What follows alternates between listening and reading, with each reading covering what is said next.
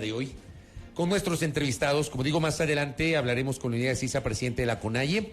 Antes, tiene la gentileza de visitar nuestra mesa de trabajo el doctor Henry Cucalón Camacho, ministro de Gobierno. Ministro, bienvenido, buen día, ¿cómo le va? Gracias, buenos días, muchísimas gracias por la oportunidad de conversar. Un saludo a todos los que nos están escuchando y viendo. A usted por aceptar esta entrevista, ministro, bienvenido. ¿Cuál es la reacción del gobierno? Y quiero empezar por tal vez lo más inmediato, que fue el asesinato de un dirigente indígena ayer en la Amazonía. No sé si a esta hora tienen alguna referencia de los primeros indicios de la investigación, ministro Cucalón. Primero, lamentable situación, solidaridad con los familiares. El señor presidente de la República ayer inclusive hizo una declaración al respecto. Hay consternación, como tú bien lo decías hace unos minutos, la pérdida de una vida humana. Eso nos debe conmover a todos.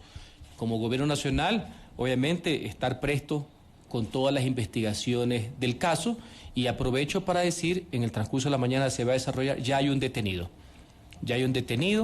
La madrugada de hoy había un operativo. En el transcurso de la mañana las autoridades correspondientes, el Ministerio del Interior, entre otros, va a dar mayores avances de la investigación, que hay que llevarla con la seriedad y con la responsabilidad que este tipo de cuestiones conlleva. Entonces, ratifico, solidaridad para con la familia y compromiso de avance de investigaciones. A este momento hay un detenido.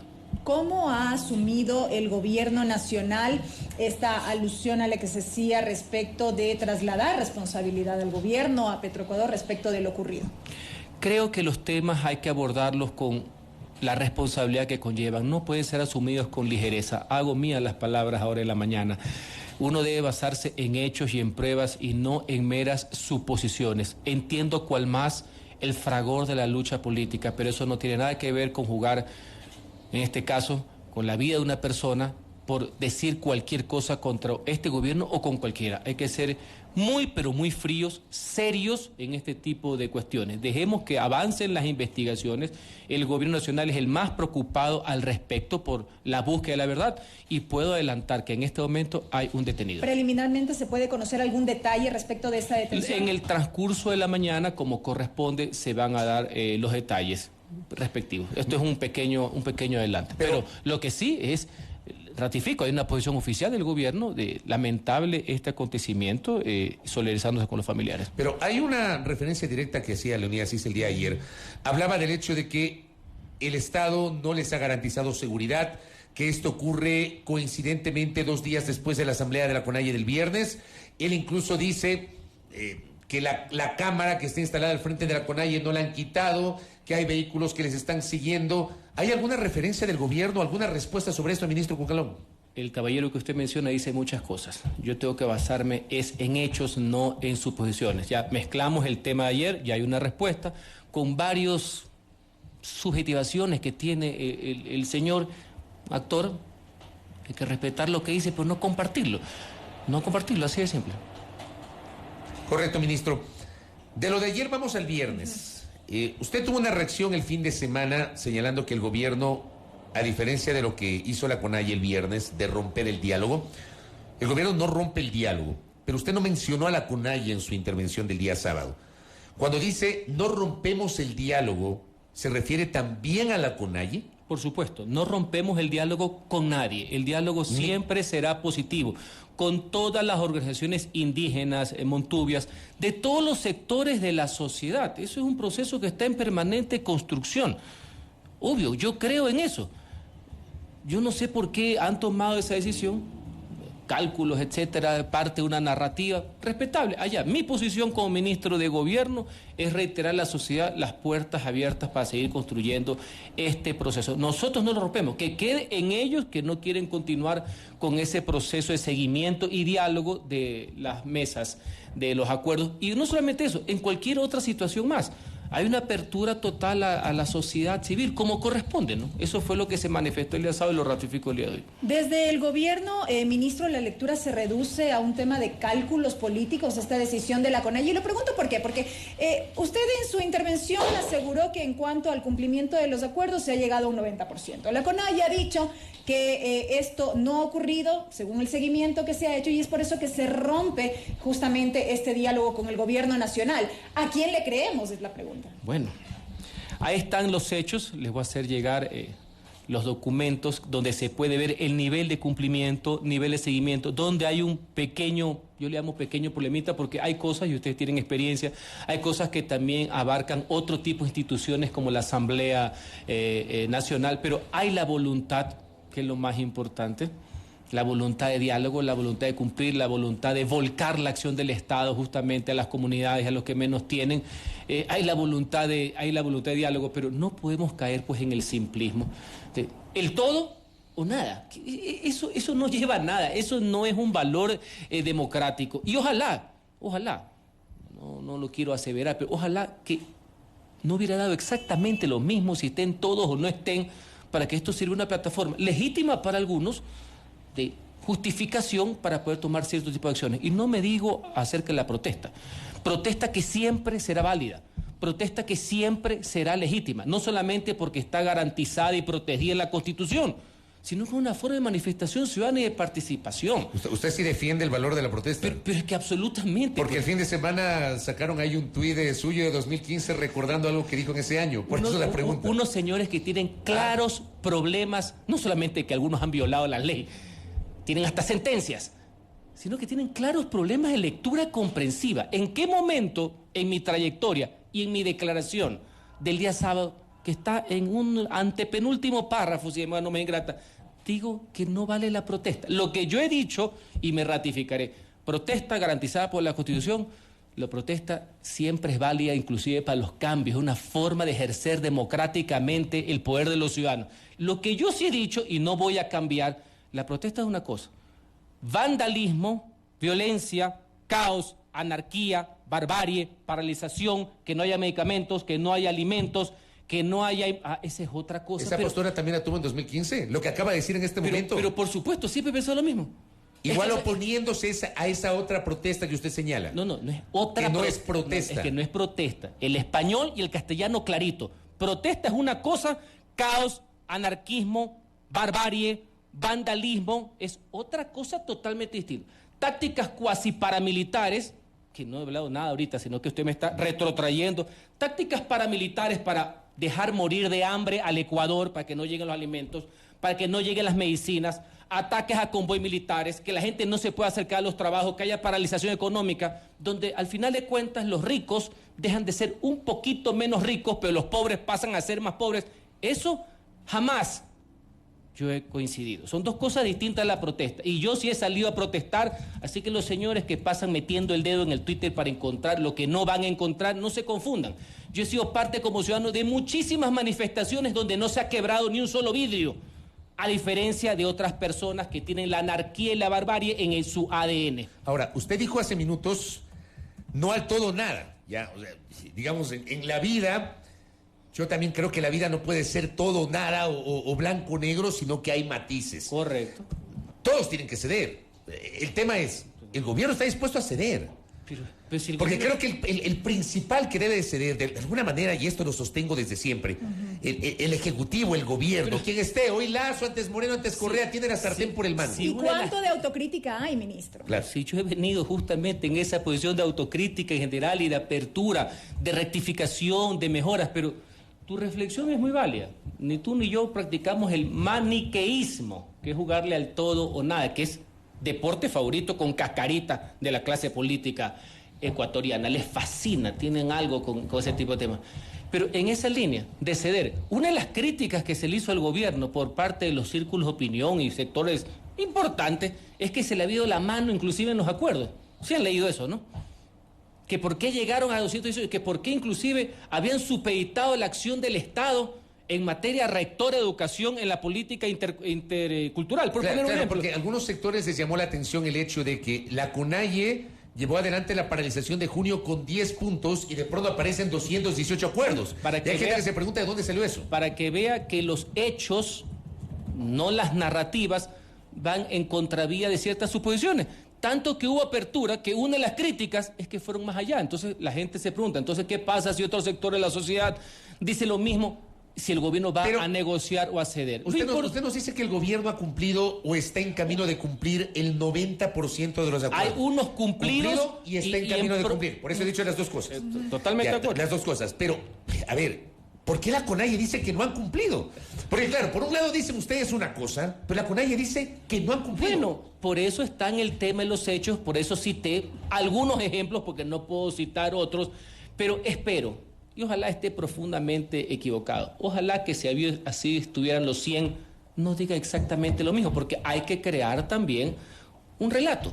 Y eso caerá en la conciencia de cada uno. Y como muy bien tú lo has señalado, yo no estoy hablando del ejercicio legítimo de facultades ciudadanas de participación, no estoy hablando del ejercicio legítimo y legal de atribuciones que están en la Constitución, tanto para control al Ejecutivo, no, que tú lo has diagnosticado muy bien, tú te has graduado ya de PhD en Constitución y te felicito, no hay ninguna duda, yo no estoy poniendo eso en ningún resquicio de carácter legal, pero ojalá que no sea que ahora este es el motivo justamente para salir y vender un todo o nada. Pero en todo caso, las puertas del diálogo están ahí, inclusive muchas organizaciones siguen conversando con el gobierno, que eso es dable, no hay que verlo con desconfianza.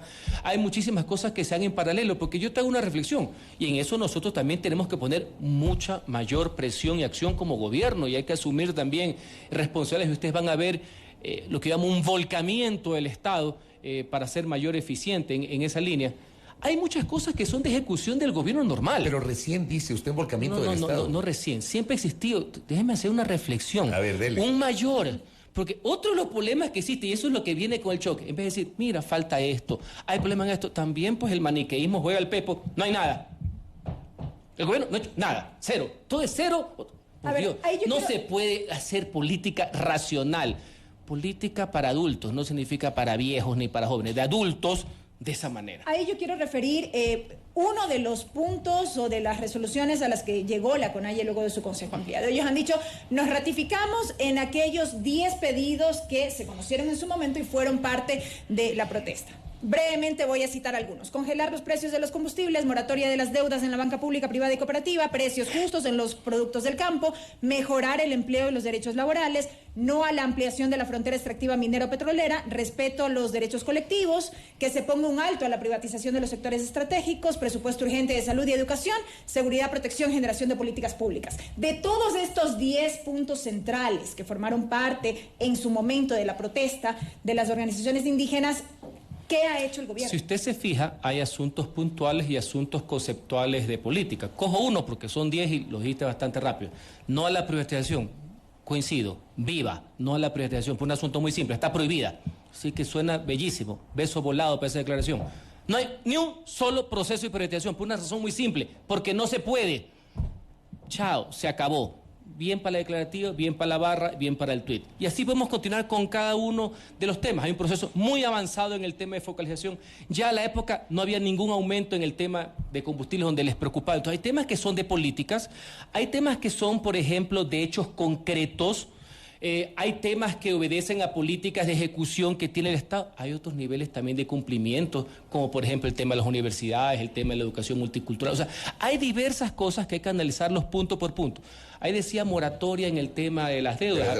Acuérdense que hay uno hasta $3,000, hubo una explicación por parte de los autoridades de finanzas por qué no se puede hasta 10,000. Se hizo hasta 3,000. 10,000, maestro, quiebra del sistema. Hubo una muy buena explicación en su momento, pero hay una apertura para que vean cómo hay un proceso de cumplimiento. Lo importante es que hay que seguir conversando, porque el gobierno no termina su acción hoy día y vienen los posteriores y hay demandas que tienen que ser atendidas. El sector indígena y muchos otros sectores del país, entre los cuales están los montubios, entonces, necesitan atención prioritaria. Eso no puede estar en discusión. Son sectores históricamente excluidos que necesitan que el Estado y la sociedad trabaje a favor de ellos.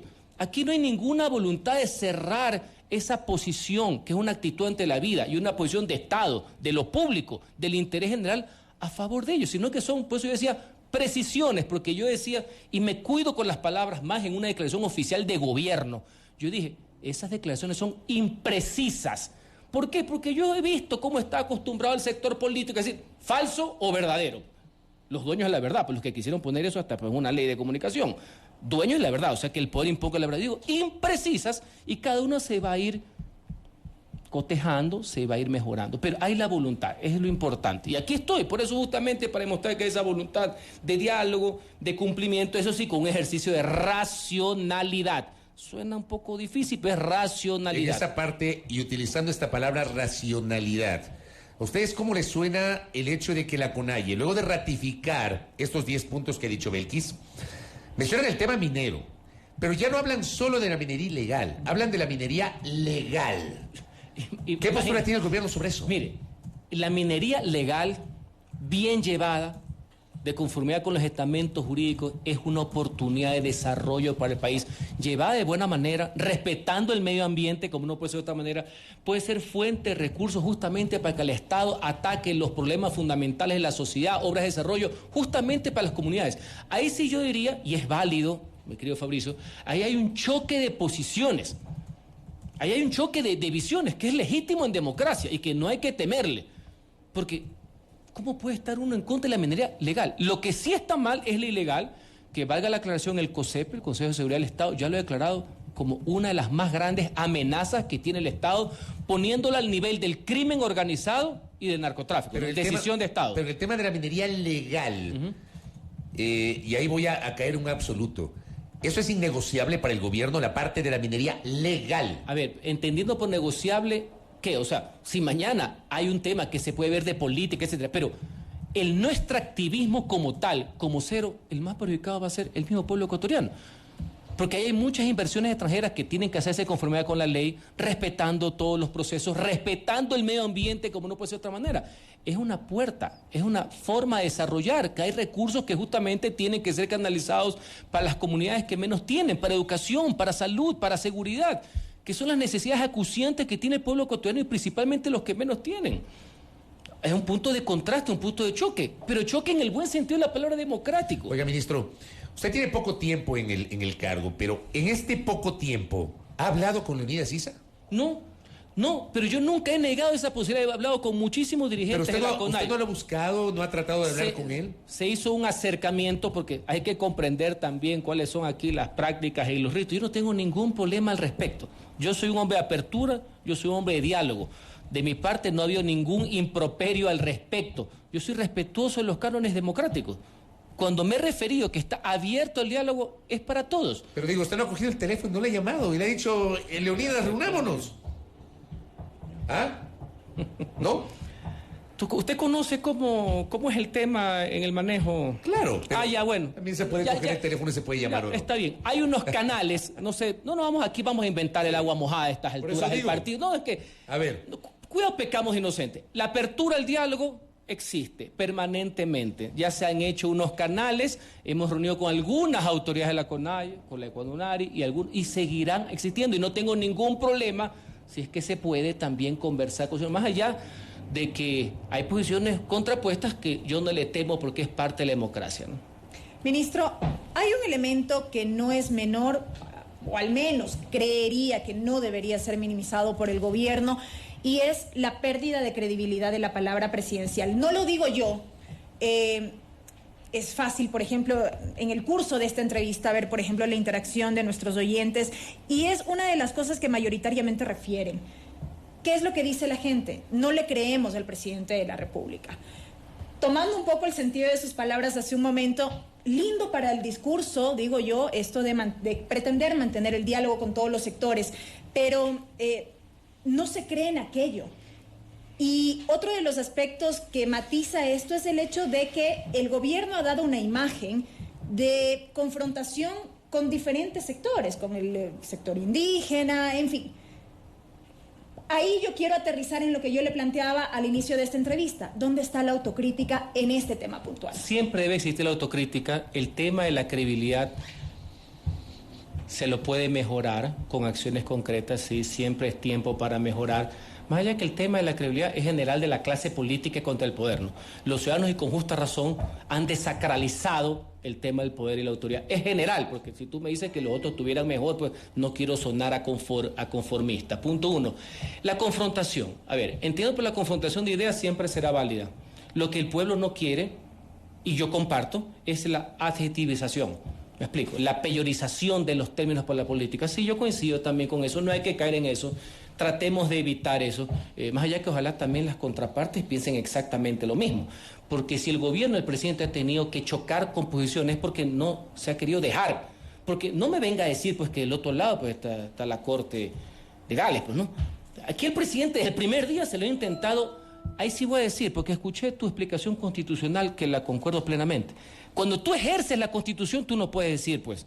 Que es golpismo, por eso a mí me hace ruido eso. Totalmente de acuerdo, y podemos conversar de eso sin ningún problema, ya mijo. Pero ha habido una serie de acciones permanentemente bypaseando la Constitución, en unos casos no, tratando de forma dura. Porque sí sabe quién está del otro lado, ¿no? Digo nomás, ¿no? Ya, o sea, porque aquí parecería que estamos todos entre angelitos y hay un señor que es el presidente de la República que se dispara de oficio. Y así no es. Inclusive en los sectores que ahorita vemos que han hecho una declaración el día viernes, el gobierno responde el día sábado, como debe ser.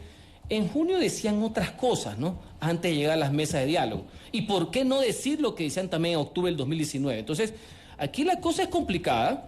Yo vengo aquí también a temperar el tema, a darle tranquilidad al país, no a poner más gasolina al fuego. Ese no es mi labor. El ciudadano de a pie, los que interactúan, y la mayoría silenciosa, porque no todo el mundo interactúa y no todo el mundo tiene el WhatsApp como la Biblia, lo que quiere es la tranquilidad, lo que quiere es trabajar, lo que quiere es armonía, lo que quiere es paz social, lo que quiere es cohesión entre los ecuatorianos, con las diferencias. Y las diferencias que se zanjen en las urnas, con planes de gobierno. Hoy día es de un sector, mañana es otro gestor. Pero paz, señores. La gente quiere salir, quiere ir a la escuela, quiere ir a comprar, quiere vender aquí en la esquina.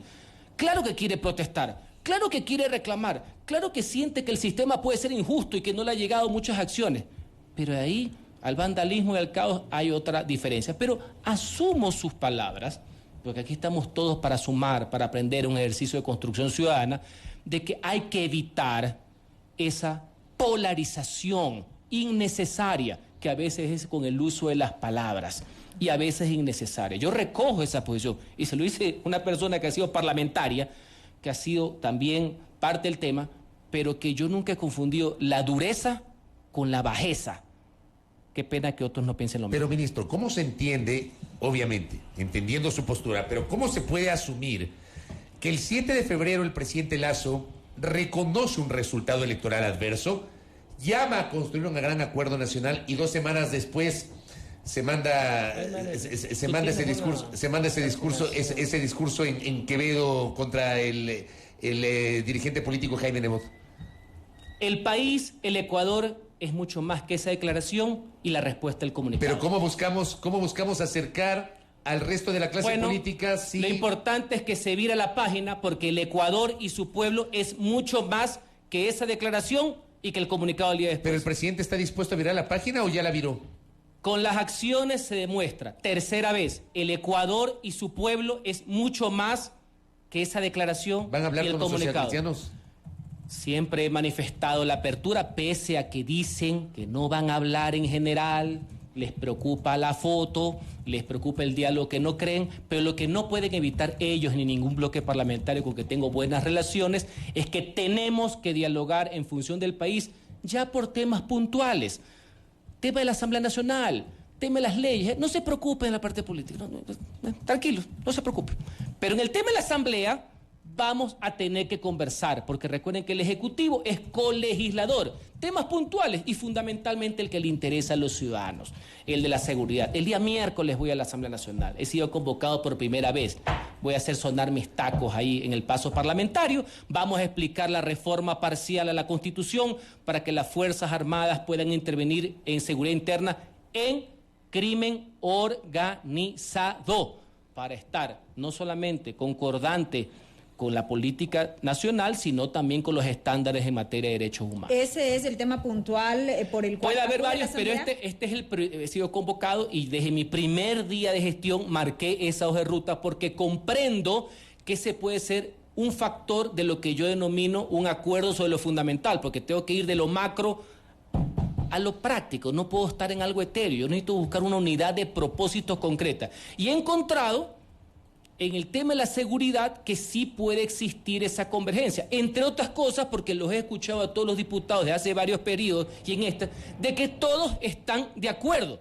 Ojalá que no cambien de posición por algún tipo de cosas que desconozco. Es más, Acuérdense que este fue motivo de un antecedente, inclusive a nivel de la Constitución. Brevemente, ministro, ¿cuál es la postura frente a un eventual impulso de un juicio político en contra del presidente en la Asamblea Nacional? Recordemos también que este fue una de las resoluciones de exhorto de la CONAIE a la Comisión del Caso Encuentro de la Asamblea, en el sentido de que se apliquen, dijeron ellos, con rigurosidad los mecanismos jurídicos para dar paso al juicio político. De esas resoluciones, entre las cuales, como cualquier persona, pueden pedir la renuncia, es un acto voluntario, obviamente el presidente no lo va a hacer, le piden al Congreso unas cosas, pero le dicen al presidente que no puede activar a otros. O sea, tú coges la Constitución como un estropajo, lo coges por parte, lo sacudes y lo botas. O sea, solo cuando te conviene lo utilizas aquí en la silla, parece que no te cae. Linda interpretación de la Constitución, pero no me sorprende viendo la historia política del Ecuador. Ahora bien, vamos al juicio político.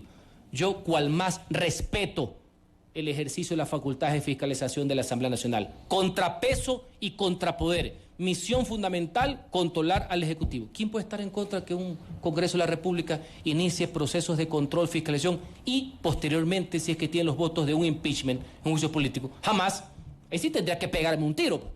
Si yo mismo he sido protagonista en el periodo pasado de todos los juicios políticos que hubo en el Ecuador. Intervinen todos y fui interpelante en 3. Ya tendré que hacerme harakiri. Otra cosa, señores, y ahí sí voy a estar al pie del cañón, es que traten de fraguar, de forjar, porque este debe ser el único país en el mundo en que primero anuncias un juicio político y después tienes que ver cómo adecuas, de qué diablo vas a acusar. Esto es un caso inédito y usted conoce que me gusta mucho la historia ecuatoriana y el derecho comparado.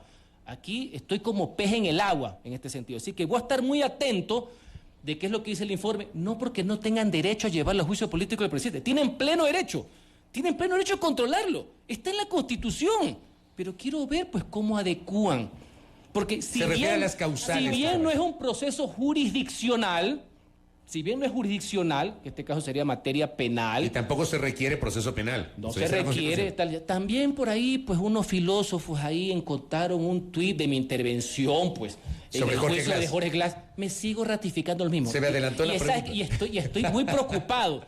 No sé si el agua tiene algún problema, alguna cuestión, pero hay un serio problema de lectura comprensiva en el Ecuador. Voy a conversar con Roberto Aguilar para que me explique, él que ha seguido esta asamblea, que está más complicada que la anterior. Parece que hay algo, ¿no? Hay que ver los pensos en las preparatorias, en la escuela. Lectura comprensiva, señores. La Constitución dice que para establecer un juicio político no hace falta un juicio penal. ¿Cuál es la ciencia? Yo siempre lo he dicho. Es más, al revés, te puedo decir, tú también puedes ir por el juicio penal y no por el juicio político. ¿Dónde está la ciencia? ¿Dónde está la supuesta contradicción? Eso le pasa a estos señores que han suplantado el conocimiento y los libros por 140 caracteres. Para el caso de Glass sí había causal. Pero, por supuesto. ¿Cuál era la causal? La calificó, el numeral 2, por corrupción. Para el caso de Lazo no hay esa causal. No hay la causal hasta el día de hoy. Hasta los opositores no encuentran vínculo alguno. Hasta los señores que hacen claquetas, que en las mañanas hacen unos dibujitos en los programas, después van a la asamblea en la tarde, hasta ellos que critican el caso Encuentro, y agradezco por la denuncia del caso Encuentro, yo separo. No hay ni un solo vínculo con el presidente, ni tampoco en el tema de la indagación que se está llevando en materia penal. Revise todas las declaraciones de los señores que han denunciado el caso, que el caso existe, yo no digo que no, y se tiene que investigar y que se procese, y ojalá que se vaya hasta el fin del tema, porque no puede haber impunidad. No hay un solo vínculo con el presidente. No hay un vínculo, digamos... ¿Cómo? Tomando en cuenta lo que dicen algunos. No hay un vínculo político del presidente. Solamente le añado esto. No hay un vínculo cuando, por ejemplo, el presidente nombra a Rubén Cherres y le dé ese poder en la empresa pública de empresas públicas. Primero, de entrada, te equivocaste de un hecho. El presidente no ha nombrado a Rubén Cherres. Cherres no es nada. Rubén Cherres es un sátrapa. Se me fue el nombre del teléfono. Un sátrapa, un lalacra, que ojalá la justicia, porque no es funcionario público, actúe con celeridad y haga lo que tenga que hacer, que es meterlo preso. Señor, no tiene una vez cosa. Déjame terminar con él. Entonces, como quieren encontrar contradicciones que no hay, quieren encontrar el agua mojada donde no hay. Primero, me parece una alevosía pues comparar el tema de Glass, pero ya que lo comparan porque no tienen otra, pues lo tienen a estos como Mandela, pues, porque así hemos llegado como sociedad. El señor que se encuentra sentenciado y juzgado en ejercicio legítimo de un recurso de prelibertad, etcétera, que parece muy bien, no estoy discutiendo eso, lo tratan como Mandela. Pero en todo caso, no tiene nada que ver una cosa con la otra. Tú puedes ir a juicio político sin necesidad de pasar por el penal, y viceversa.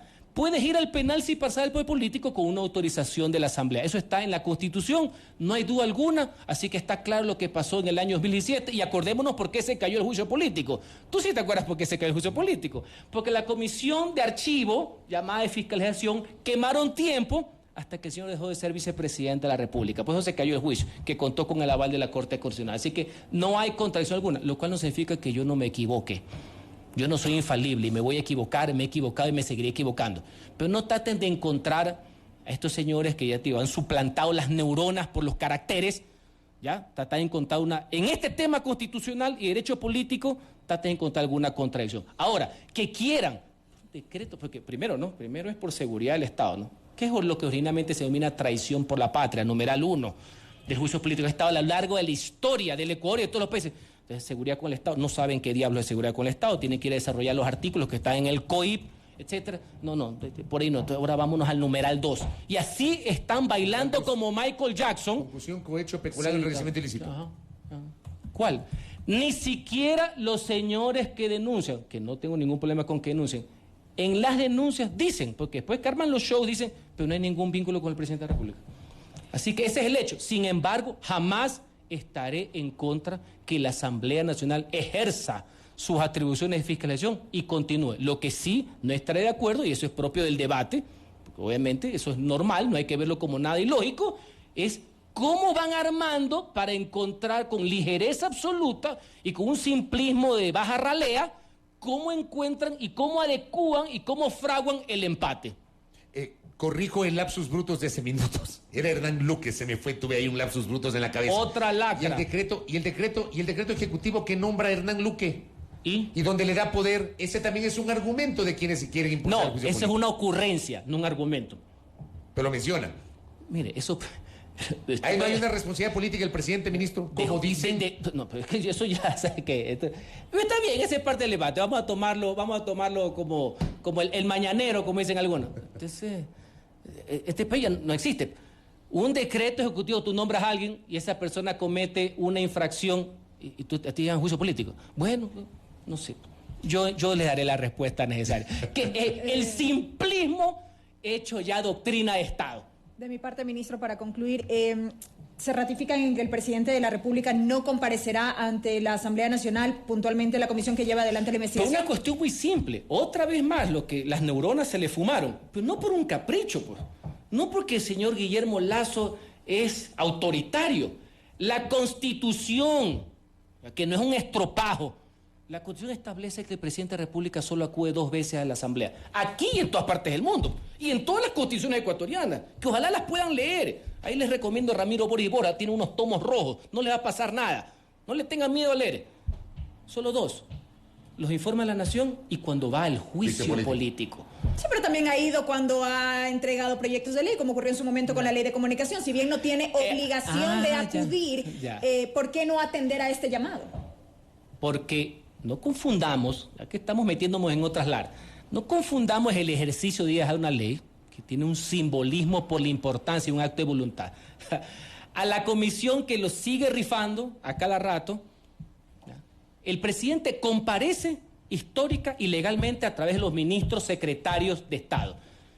En esa comisión, que también tienen ciertos problemas con el uso de las palabras, sí veo lo que pasó la semana pasada, ¿no? Le han dado 10 días de prórroga para que el presidente se defienda.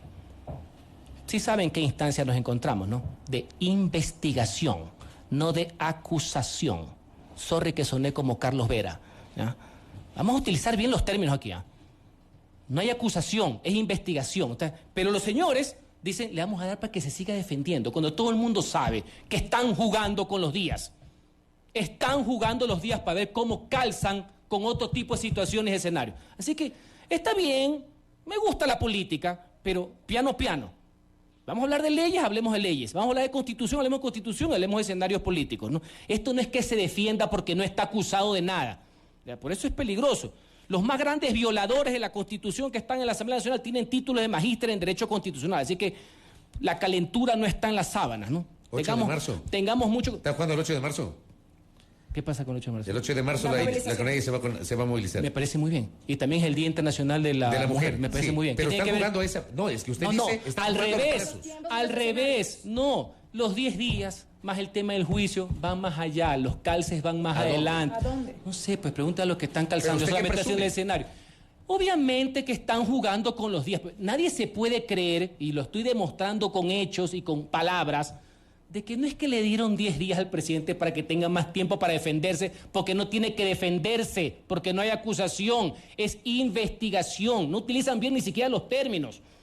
Tengamos claros los conceptos. De los conceptos podemos ir a divergencias. Uno está a favor de A, uno está a favor de B. Normal. Vivimos en democracia, señores. Ese es el libre juego de las ideas.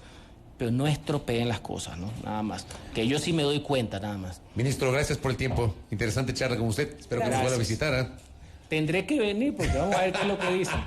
Muy amable a Henry Cucalón, ministro de Gobierno, aquí en A Primera Hora. Pausa al regresar el alcalde electo de Cuenca, Cristian Zamora, y más adelante, Leonidas Issa, presidente de la CONAIE, aquí en A Primera Hora. Volvemos.